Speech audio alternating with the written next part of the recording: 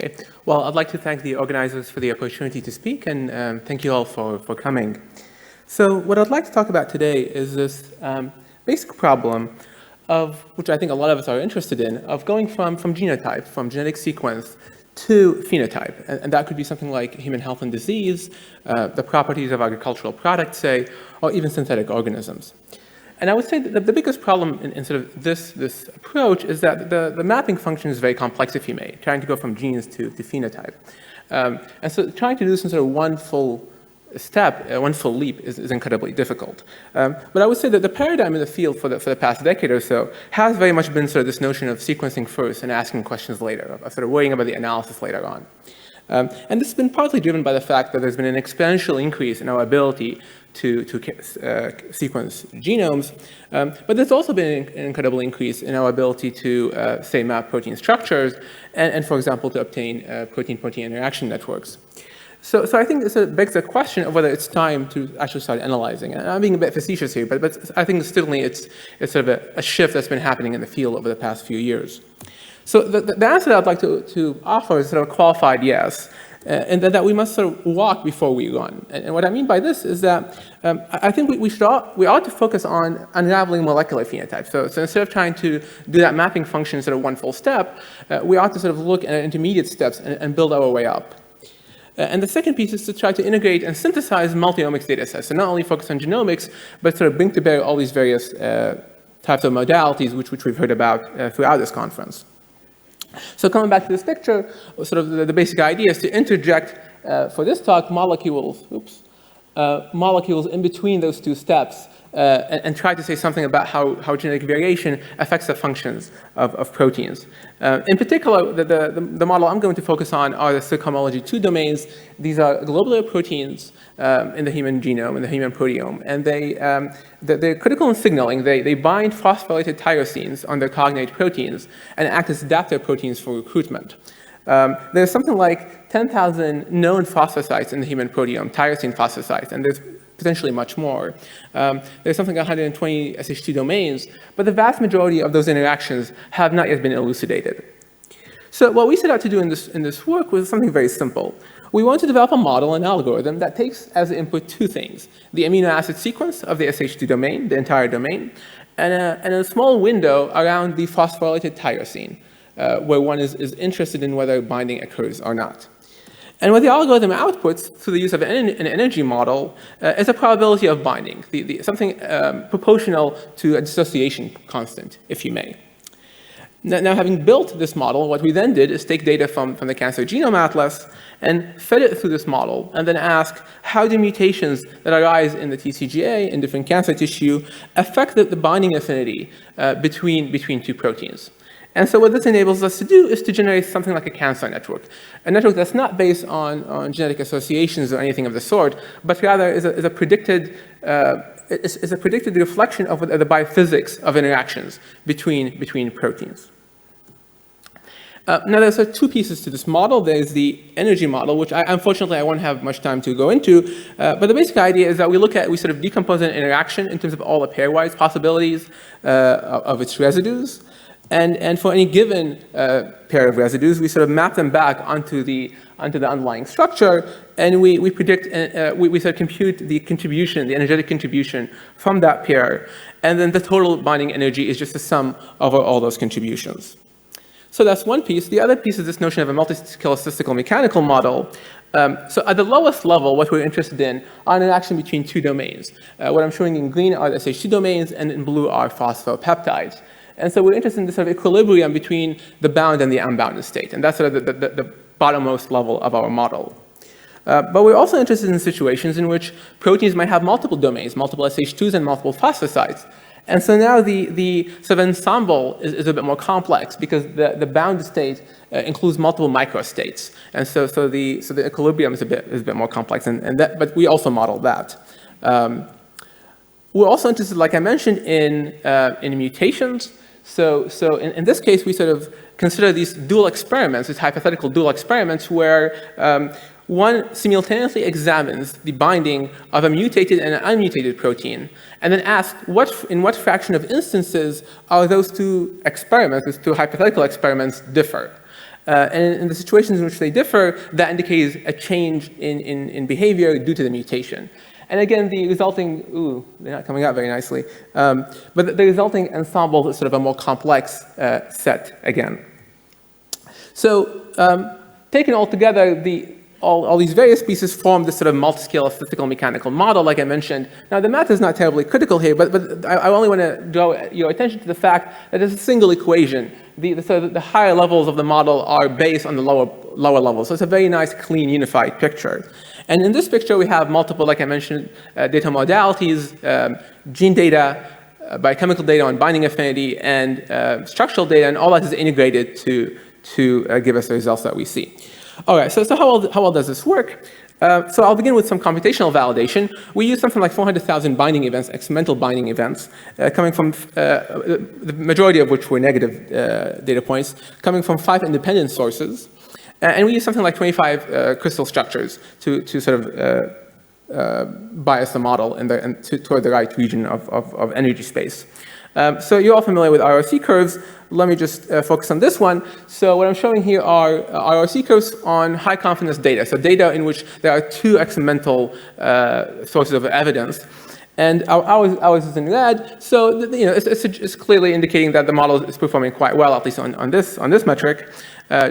Now, if we were to focus on the low false positive regime, where one typically operates, we could do something interesting. We could, since we have different multiple data sets, and since those data sets overlap in certain regions, we can ask for the experimental data sets now what the false positive and true positive rates are using sort of a cross-validation method. So we take one experimental data set, we hold it out, and then we look at the remaining data sets, and we ask what do they predict, or what's their consensus, and that they don't predict, it's the consensus, and then we compare the consensus to the held out experimental set, and then compute the error that way.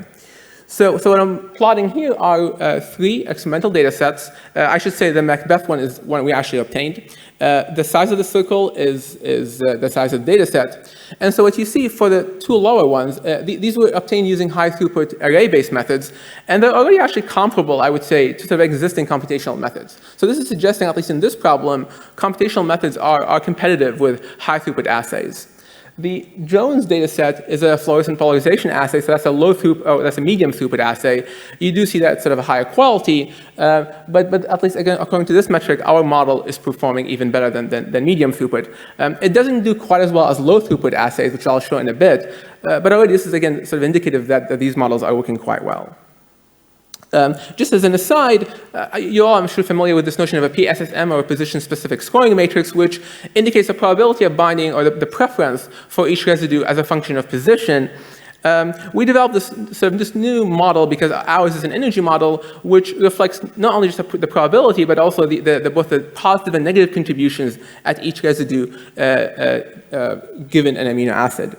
And so this lets us do things like, for example, for this protein TXK, we could see that the selectivity appears to be mediated in this case largely by negative interaction, right? So sort of the protein selects what it likes to bind to by what it doesn't want, as opposed to by what it does want.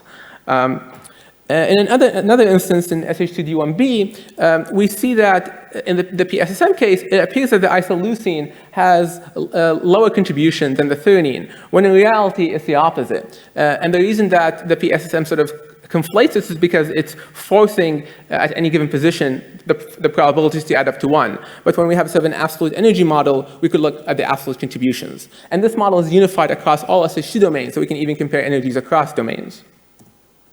Okay, so now let me just talk about some sort of results. And I'll sort of vacillate between the local kind of description of individual experiments and sort of a more of a systems level perspective.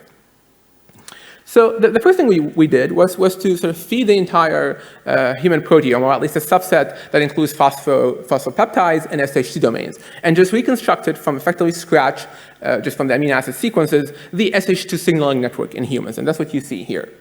And the different protein types are indicated in different colors.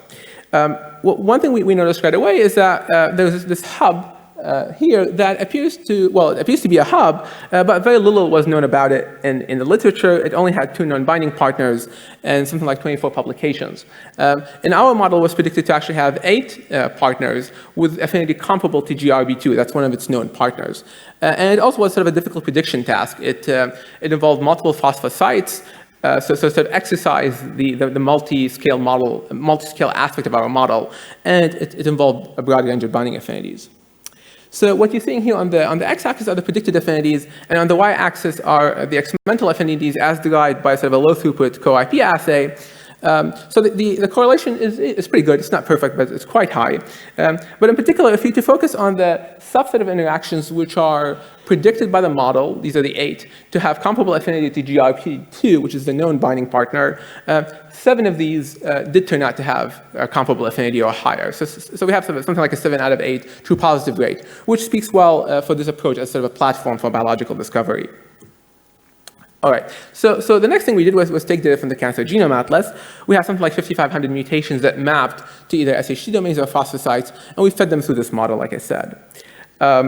So this is the network I showed you earlier, and now what I'm overlaying in orange are edges that are predicted to be lost due to a mutation that has arisen somewhere in the TCGA data set, and in green are interactions that are predicted to be gained, again, in the TCGA. And I should say these crosses indicate either known oncogenes and known tumor suppressors. And this is a sort of a synthetic network across all samples in the TCGA. So the first thing we want to see is whether we're enriching for cancer genes. Are we sort of picking out real cancer genes? So the first question was, in the entire SH2 network, which fraction of proteins are either non-oncogenes or non-tumor suppressors? And it comes out to be something like 20%.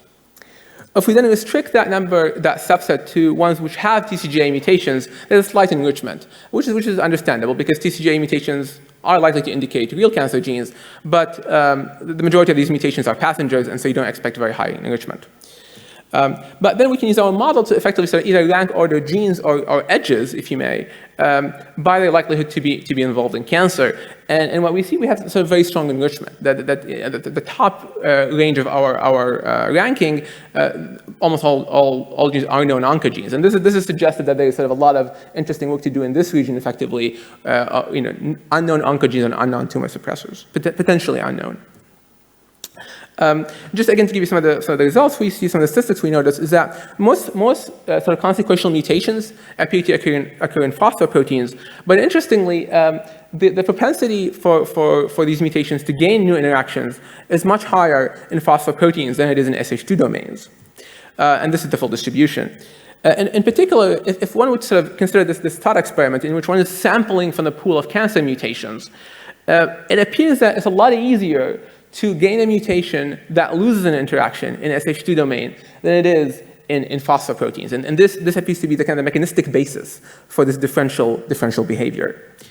And another interesting question was the difference between mutations that are enzymatic, that sort of either knock the activity of a protein or make it promiscuous, or mutations that are more egetic, that they sort of wire in a surgical manner individual protein-protein interactions. So the way we ascertain this is to, what I'm showing you here, is to plot on the x-axis the number of existing interactions that a protein has, and on the y-axis, incidence of mutations which rewired one or more edges, and the y-axis is more edges. So what you see is that most mutations, and larger circles indicate more mutations with that same profile. So what you see is that most mutations appear on that lowest rung, so they're only affecting an individual edge. And this appears to be independent of the number of interactions that a protein already has. So this is suggestive, again, that there is, in fact, this sort of edge-specific tendency for cancer mutations. Something like 70% of the mutations have that property. Another thing we did was to look at these cancer mutations or these cancer networks by tissue type. So instead of grouping across all samples, we subdivided. And what we noticed in that case is that certain tissues appear to sort of have, in fact, enzymatic-like behavior. So I'm plotting here the 20 most perturbed edges in every tissue. The color just indicates a tissue type. So for these tissue types, it does appear that the behavior is enzymatic. It's sort of one node that's targeted by one or multiple mutations. In other tissue types, we saw sort of more of a pathway-like behavior, where multiple mutations appear to form a connected subnetwork within the larger network. And this is sort of a very unlikely event. There's something like 250,000 possible edges. And so for the top 20 to all form a connected subpath is very unlikely. And so you see this over and over again. So what we're doing here, we're pulling multiple patients, but the same tissue type. And so this is suggestive that perhaps when you pool, if one were to look at an individual patient, one would only see a single edge, but by pooling multiple patients together, so these pathways stick out. Finally, there's this whole notion of cancer dark matter. So the way that cancer drivers are currently identified is by looking at recurrence, by looking at mutations that seem to arise over and over again. But this raises the question of whether, sort of idiosyncratic mutations that are very rare, may simply be rare because they're context sensitive, for example, but are they consequential? So we sort of ask this question by looking at the strength of interactions at different thresholds, and so the percentage that are consequential, both in the recurrent and the idiosyncratic case, and what we see is that this seems to be largely unchanged. So this does in fact suggest that there is sort of a long tail of cancer mutations that we may be missing. So coming back to this picture, we looked at this one mutation here, which is idiosyncratic. It only occurred once. It's an IGF-1R. It had an unknown effect, but it was predicted to increase affinity by something like 2-fold, and it involved 2 oncogenes, so it's potentially interesting. It's also a difficult prediction task. IGF-1R has 11 phosphotyrosine sites. PIK3-1 is a tandem SH2 domain, and it's a gain of new interaction. So it's not simply sort of breaking something. And these are the experimental results. So we sort of achieve, I would say, qualitative agreement, not quantitative agreement, but it's definitely statistically significant. We predicted something like a 3-fold enrichment, or a 3-fold increase in binding affinity, and we got something like a 2-fold increase in binding affinity. But again, I think this is fairly promising. And finally, the model does appear to be mechanistic. So we went sort of after the fact and looked at the literature in instances in which people did sort of these careful analyses of structures where they did aniline scanning, for example, and tried to identify which residue positions and which amino acids were critical for holding the proteins together. And in several instances, we not only recovered the right positions, but also the right amino acids. And we did this for like 5 or 6 different instances. So this is suggesting that the model, again, is picking up, it's sort of predicting things for the right reasons, which is encouraging. So the kind of the high-level picture I'd like to leave you with is this notion of a structural systems biology, where we integrate multiple modalities, in this case biochemistry and structure, to build a mechanistic model. And then using this mechanistic model, say something about genomic sequences. So it's this idea of using sort of biophysics to interpret genetic variation, which I think is a powerful paradigm moving forward to be able to allow us to bridge that gap of going from sequence to organismal level phenotype. So with that, I'd like to acknowledge my collaborators, particularly Greg Kreudiger and Peter Sorger, as well as Gavin and Annie, who are all instrumental in this work. And I'd like to thank you for your attention, and to be happy to take any questions.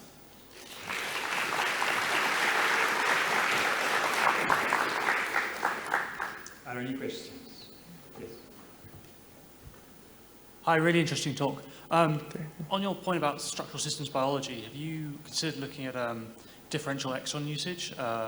And whether or not there are fossil sites being integrated into sequences in the genome, maybe perhaps different tissues, rewiring their interactions. Have you thought about that at all? Or? Yeah, absolutely. That's sort of a natural extension. And right now we are looking at sort of integrating additional data sets.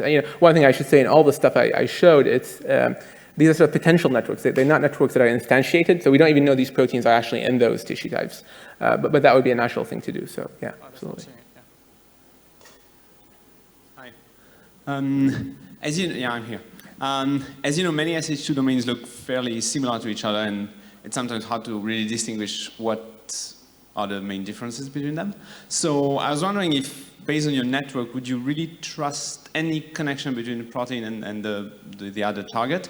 Or do you think you're more like predicting general SH2 binding motifs, and then the statistics that you show on cancer mutation would still apply? I mean, the conclusion would remain the same, but I'm wondering how much you think you have a general SH2 motif binding predictions, or if you really predict specifically which SH2 domain binds to which protein. Yeah, this is a very critical question. Actually, it's a great question. And to be honest, I would say it's hard to tell at this point. I mean, SH2 domains, they are fairly sequence specific, but nonetheless, even from the experiments that people have done, these networks look very, there's a lot of crosstalk. They're not sort of the networks that one thinks of in these sort of biological textbooks where it's a clean pathway.